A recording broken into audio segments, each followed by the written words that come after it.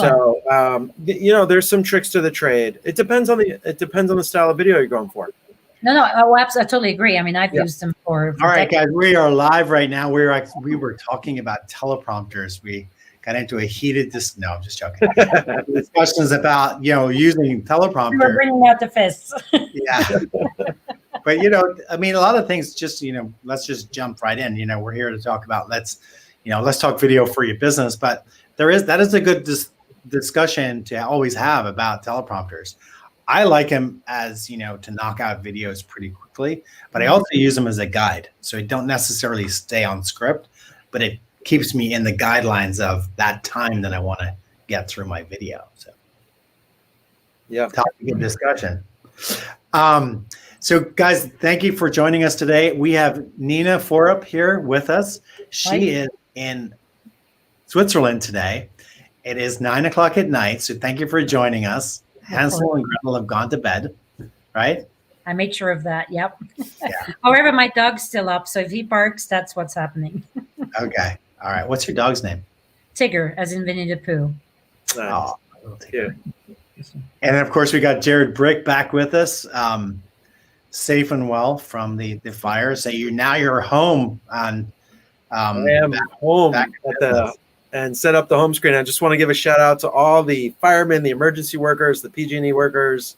They are going ballistic trying to get everything ready to people to move back in and putting their lives on the line. So I want to give a big shout out to the California emergency resources, all of them, police, fire, and emergency. Thank you, guys. Guys and gals. So today, so Nina and I have been friends for, over a year and a half, maybe now.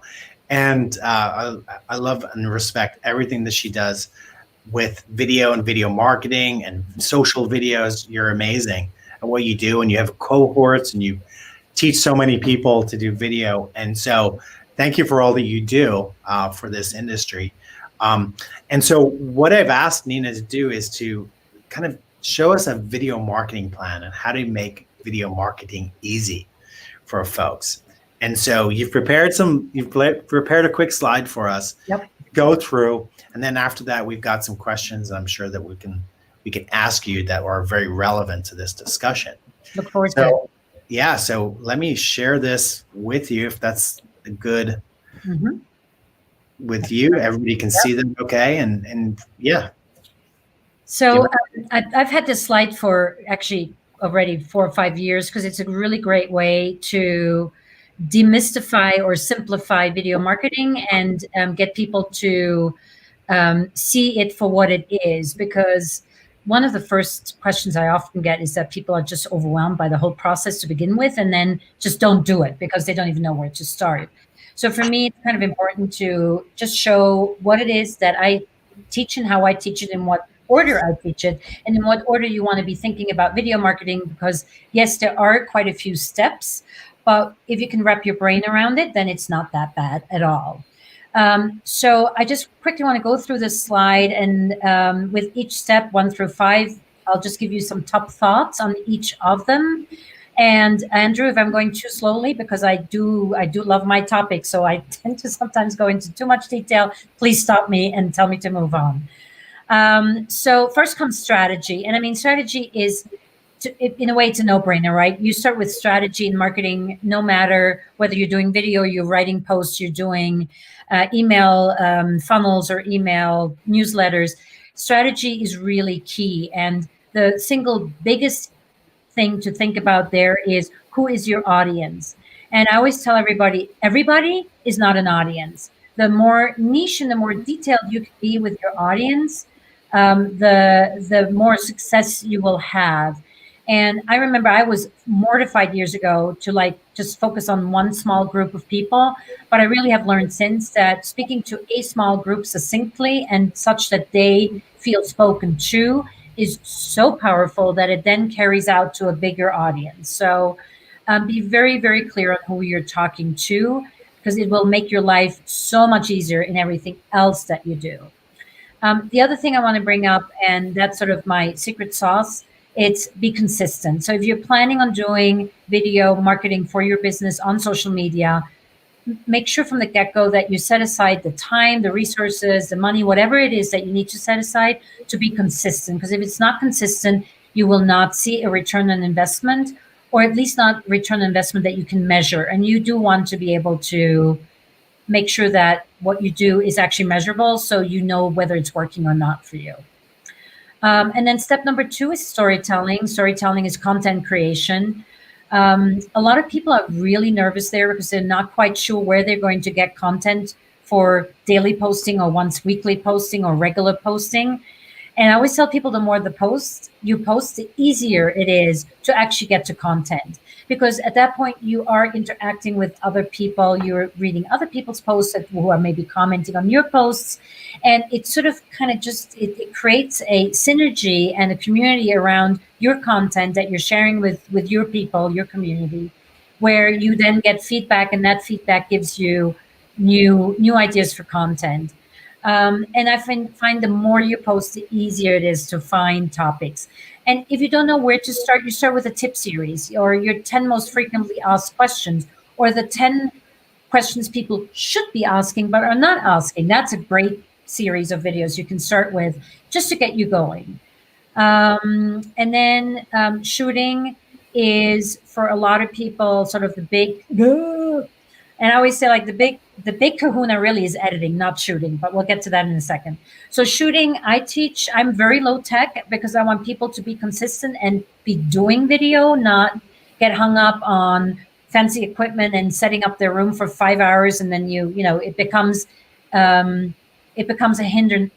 hindrance. So I really want to make sure that the shooting is as quickly, painless, and easy and simple as possible.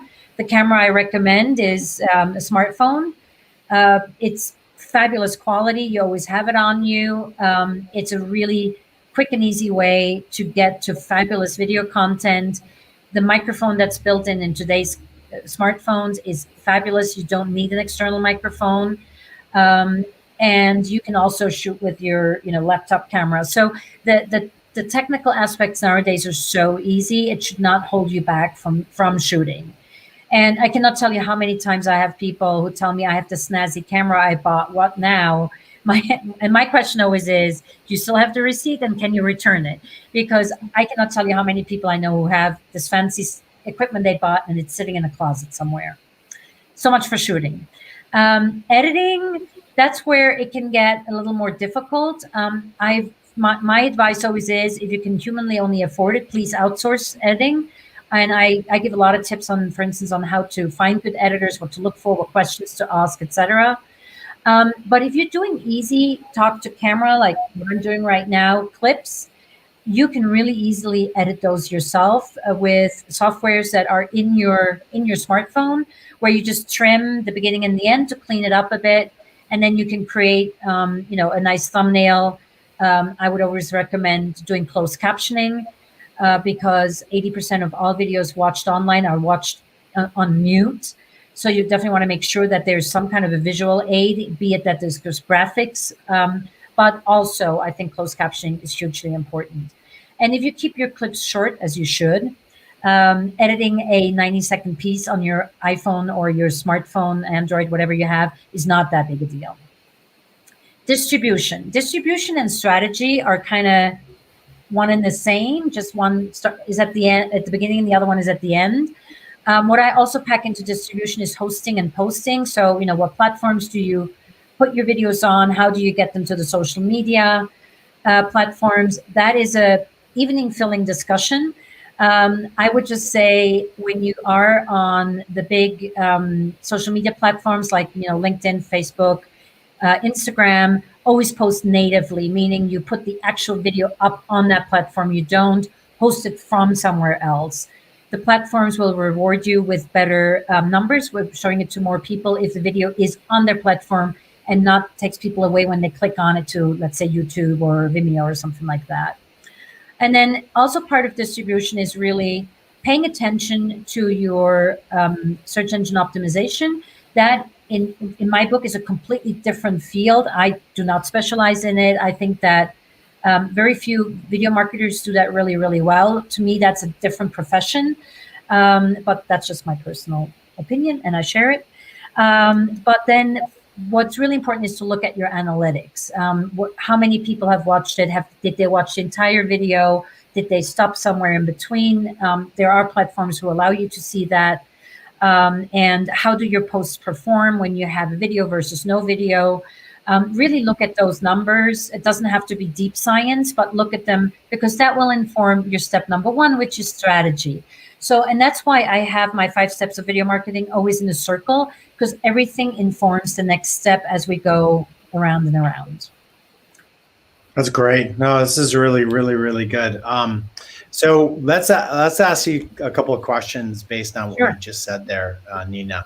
So you covered this already, but what about other equipment? Can you talk about that a little bit? So I think if you're a beginner and you're just starting, for me, it's always, I want you to get started and not start, ordering a huge thing on Amazon or whatever. I would invest, and I don't have it ready. I would invest in a little desktop tripod, just so your camera is nice and steady, and you have something where you can tilt it a little bit, or just make sure that it's right where you want it.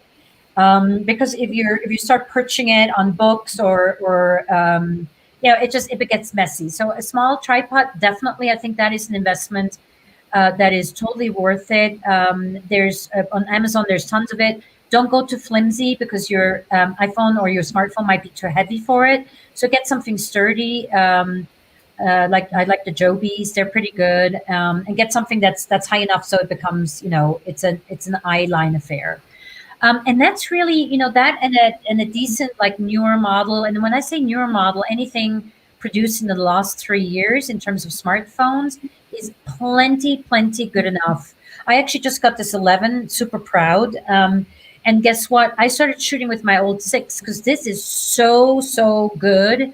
I look 10 years older. So I love going back to my old 6, because the camera is a little more fuzzy, and I think it takes off a couple of wrinkles. So, but that's it for equipment, I would say, for a beginner, for sure. And then the sky's the limit after that. That's interesting. So then, kind of adding on to what you just said there, and we hear this a lot. Everybody hears it who shoots videos. Like, I hate seeing myself on camera. Yeah. I don't like the way I look, sound, et cetera, et cetera. So can you help people with that? Yes. I mean, obviously, your insecurities are your insecurities, but where I help people mostly in group settings. That is sort of my other than consistency, community is my other secret sauce. So I throw people together in cohorts or in challenges, and being in that group dynamic and everybody needing to do the same thing really helps in getting over yourself, because you're seeing everybody else. And I do spend quite some time talking to people about basically get over yourself, because people are not, you're not the highly paid actor, Hollywood actor. People come and watch your video because you're the expert in your field, and they will choose to work with you or not because they like you or not on video. So be yourself, because it's like a bad dating, like, blind date, where somebody has this absolutely gorgeous profile and then they show up in person and they're 20 years older and, nothing like their profile. You don't want that to happen with your business either. People are working with people more than they're working with the services. It's a very personal exchange that happens especially when you're a service provider. So you really want to make sure that you come across as you, and keeping up consistently being a fake person or a better version of you, whatever you consider to be better, it's just not sustainable. So I would definitely practice makes perfect. I just shoot videos. I mean, the first videos I shot, I ran to the next corner beauty salon and had my first facial ever and bought a 10-pack. So, and I got over that too. I don't do facials anymore. That's awesome. No, that's really, really good information. And we hear that a lot, right? How do you get over that? And I think also just you mentioned a lot about consistency. Mm-hmm. And it is being consistent, doing videos all the time. Then you start to forget about being that insecure about it, just moving forward. Yeah, I mean, it was just I started. I had to teach myself how to edit as well, because I've always been a filmmaker, but I always had a crew. And then when I started doing my own video marketing, I was like, holy crap, I now have to learn how to edit and shoot and do all these things. Hmm. And just about a half a year ago, I realized that I was smiling at myself, editing myself as if I wasn't me. And I thought like, aha, so this is now the moment where I can disassociate myself from myself and see the person that I'm editing. And this is a likable person that I'm editing. You know, she's pretty cool. She knows what she's talking about. She's friendly. I can see myself working with her. And but that happened after, you know, many, many videos. So Yeah. it takes a little bit of practice to get there. Yeah. Yeah, and I'll say the exact same thing. The first time I did a pitch for myself about our business, and I actually saw myself and was like, wow, I really actually believe what I'm saying. Yeah. And then it just became, that's when I even got more, excited about what we were doing, because I was like, wow, this really is. Once you get over that hump of doing your first video and actually being authentic, the sky's the limit. Then everything opens up, and then you start to do videos. And I see this as part of our why too, is that you see people do video for the first time. They get it edited, they get it professionally looking, and then everything changes for them. It's awesome to see. It makes a huge difference. And I see it with the people who do my challenges, which is posting daily Monday through Friday for a full month. From day one to day, whatever it is, like it's normally around 21 videos. The difference, because they had to post every single day. So at some point, they can't afford to freak out anymore because there's just not enough hours in the day. So they just start banging out these videos. And that's why these challenges are so valuable, because you just have to do it. So you stop worrying about what you look like and what you sound like, because there's just no time for it. Right. And then, so we got another quick question. I think we've already kind of gone this route, but maybe just as for a video clip in itself, where do I start? It's very overwhelming. It's really just getting that first video done, isn't it? Yeah, making the commitment. And that's why I think why groups are so important, because if you're in a group setting, even if you're a bloody beginner, like sometimes in my challenges, I have people who have never done a video before. But just having that support of other people who are in the same boat as you, it's a great way to get started. And yeah, I mean, you just have to do. Thinking about it, waiting until you're ready, waiting until you have the content, waiting until you have the camera or the fancy equipment. No, not really. You'll never get there. So tell us about that cohort that, so I know you've got one coming up and you've got a special going on up through Friday. So we'll get this out ASAP for you on that. But tell us about the cohort that you do and what is the special that's going on right now? All right. So the cohort itself is just an 8-week program where I take you through, the 5 steps of video marketing. And I teach you how to fish. So rather than cooking you a meal with lovely fish, I actually teach you how to fish. So I want you to be independent so you can create your own videos, be it with the help of an editor or even a writer or not. But it's all about making it efficient and systematic such that it works for you. So you will be consistent with your video marketing. And I'm doing it in a group setting because, again, I think group learning and group support and group accountability is incredibly strong, and just I think that's the way to learn. And I've had great successes that way, because the moment you take people out of group and they start fending for themselves, not much happens, or often not much happens. So it's an 8-week program where at the end of it, you actually have your first season of your vlog cast, as I call them, like a podcast, but with videos of vlogcast. And you know how to shoot yourself, how to frame yourself, how to set yourself up. We make sure you find a spot where you can just walk into in your office or in your home, so you don't have to move the sofa and rehang 5 pictures in order to create your set. So I just wanted to. It's all for me about enabling you and making sure that there's as few obstacles as possible between you and video. And so that's going on, and it's starting October 1st. And then I'm also doing a video challenge, which is the posting every day, Monday through Friday, on a social platform of your choosing, or you can mix it up however you want. And that starts on just after Labor Day on September 9th.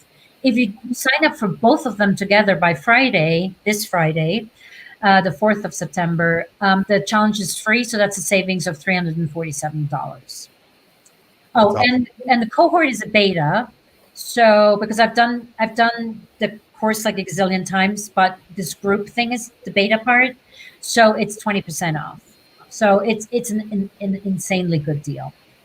And it's really great that you can do it with people. So everybody's held accountable, and everybody's going through the same thing with you. Exactly. So that's a really good way to do it. And it's, you know, we keep pushing on this. Just get over the hump. Do your first video. Just press. That's the hardest thing. I was talking to somebody yesterday. Just like pressing that record button is the hardest thing to do. And not forgetting to press the record button. I've done that. I've had some fabulous videos, which I never recorded. So yes. Oh gosh. It's terrible when you're doing it for somebody else. Yeah. They're like, I nailed that. You're like, you did nail that. And you go back. Whoops. All right. So Jared, any questions for Nina based on a lot of the things? Yeah, no, that was great. I feel like it was funny because it was one of those moments where I was going to say, well, what about that? And then you said it. And what about that? And then you said it. So you took every word out of my mouth. And, you know, like, for example, I was going to say, make sure your camera's at eye level, because so many people, you know, I started photography. They shoot downwards, and it is like your least favorable angle. So I always tell people shoot either down or level.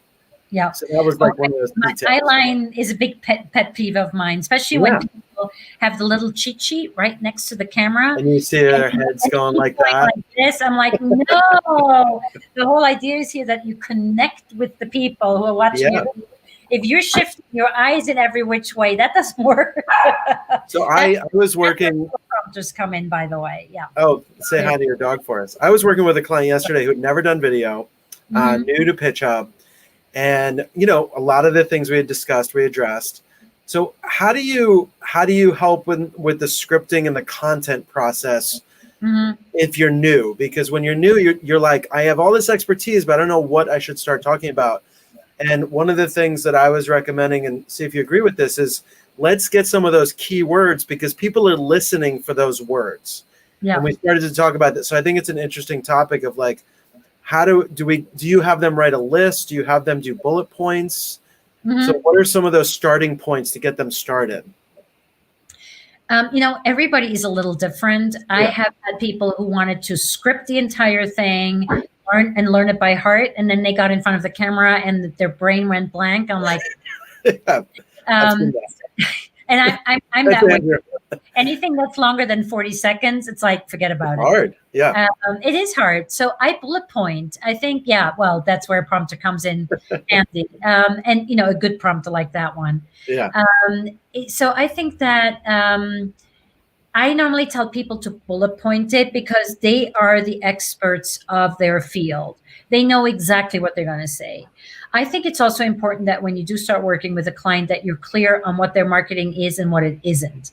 I actually have sent clients to go and get a marketing strategy before they come to me, because they didn't even know who their target audience was, and, you know, keywords. Like, you know, with the consistency comes consistency in your branding and in your wording. And I think that all is very potent and plays a huge role.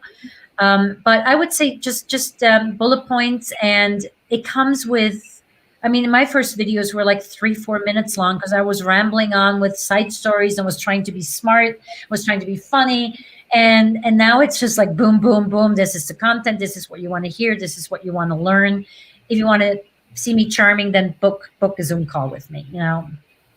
Got it. Thank you. That was great. And then as far as when people are coming up with that strategy and they want to understand, well, should I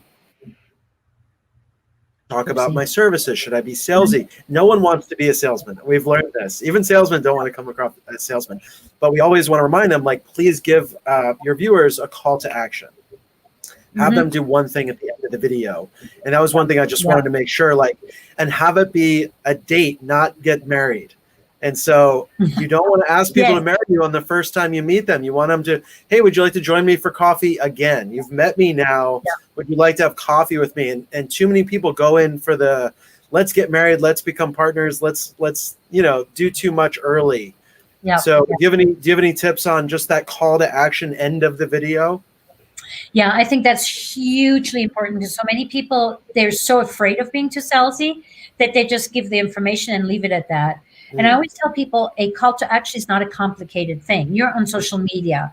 80% of my videos are a question. So how do you handle XYZ in your business? Leave me a comment below. That is the best kind of call to action for most videos, because then people are not threatened. You're engaging them in a conversation. Most people love to answer questions. So if it's a relevant and interesting question, they will engage with you. And then you can ask them for the coffee and then, blah, blah, blah, blah, blah, until they get married.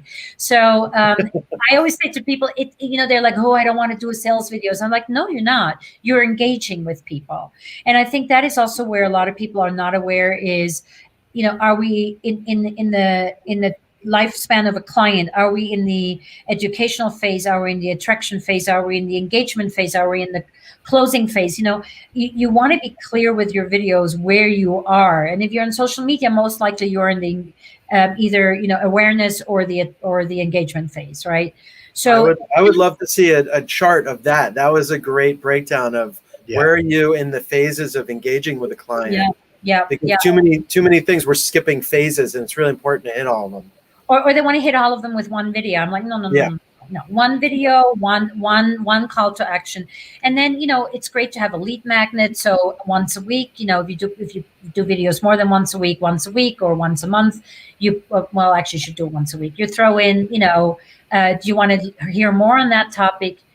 Click in the comments. There's a link to my lead magnet. That's a great call to action. And then right now, I'm in sales mode because I have a challenge coming up in the cohort. So yes, I am talking much more about my offerings and how great they are and fantastic everything is and how brilliant I am. And then yes, I will say, and these are my offerings, please DM me if you're interested. But I will always also layer on it a non-threatening, leave me a comment below. So I think you just want to be approachable, but yet we're all in this to sell, to sell for our businesses. I mean, it's not a surprise that we're doing that, but you still don't want to be in your face, for sure. And it's okay for you to be salesy every once in a while too, because you put in the time and effort into the platform, and you've shown a lot of value and shown a lot of content. So that's, it's okay every once in a while to do that and have a call to action. No, you have to. Yeah. I mean, I attract quite a few. I have more female clients than male clients. And we were having this whole discussion the other day about how women don't sell. And it was interesting. I have 3 women in my cohort, in my challenge, who've done it several times. And I said, if I didn't know you personally, I wouldn't have a clue I know you're the expert on, XYZ, but I don't know how I can work with you. I don't know what you're selling and how you're selling it. So you have to talk about what you offer, because if you are the expert for dogs, that's great. But what are you doing with dogs? Are you training them? Are you, do you have special food for them? Are you a dog whisperer? Are you doggy masseur? Are you, there's a million different things you can do with dogs, so, giving people permission to contact you and allow them to understand how you work with your clients, so they can basically self vet themselves. Like, am I a good match for your business? I always remind people, if you've ever told people to go see a movie, read a book, go to a restaurant, that is social selling. You're informally informing them to purchase something indirectly. Mm-hmm. And so you've been selling your whole life. You just didn't realize it. And it's so natural. So if you can make that as natural as telling somebody to go to a restaurant or watch a movie or get a book, and make it feel that warm and inviting, then they won't feel like they're being taken advantage of in a used carsman salesman way. Yeah, for sure. And I also think, my clients are all mission driven and service-based entrepreneurs. And most of us are so passionate about what we do. It's like you don't even need to sell, because just listening to you speak about what you're passionate about or what drives you nuts, it's like that is the sales pitch right there, right? So, I think that just comes naturally with the sharing yourself and sharing your expertise, for sure. And just to one more point before we close out here. To that point, Nina, is that you talked about it earlier. Speak to a small group of people when you're actually doing your video. Have them in mind that you're talking to them. Yeah. So, give them value, talk about what it is that makes your service great, but then speak to them as if you're standing in front of them telling them. Yeah. Oh, for sure. Absolutely. Having that client avatar is super, super helpful. And I sometimes just imagine one of my, beloved clients that I particularly like and that pay their bills on time. And I speak to them, and then those are often my best posts or my best videos because I am being very direct in my communication. So Nina, what is the best way to get a hold of you if we wanted to offer to get some of your services? Yeah. So on one hand, Clockwise Productions, you see the logo. That's also my website. So I'm easy to find there. And under the Work With Us section, you can find time to book and speak to me or send me an email, whatever works best. And I live on LinkedIn. That's sort of my digital home. And Nina Froriep, I'm the only one on LinkedIn. I'm really easy to find. And it's a great way to get to know me in a non-salesy way. And I do post video at least Tuesday through Thursday, if not every day. So lots of content, lots of good tips. So it's a great way to sort of get started with me. Awesome. Well, thank you for joining us today. This has been awesome. Thank you for being on the show, Jared. That was great. Your smiley face. Yeah, I want to put a plug in for PitchUp. So if you're looking for editing, remote editing, that is a service we do, and man, is it a great deal. And watch your videos goes from 0 to 10 so much quicker. Yeah, it's actually perfect mix and match for both of us. Yeah, and when does your course start again, Nina? So the challenge starts the Wednesday after Labor Day, which is the 9th of September, and the vlogcast cohort starts October 1st. Great. We'll put a link in the comments. Thank you. I can send you some. Okay. Bye-bye now. All right. Take care. Bye. Bye.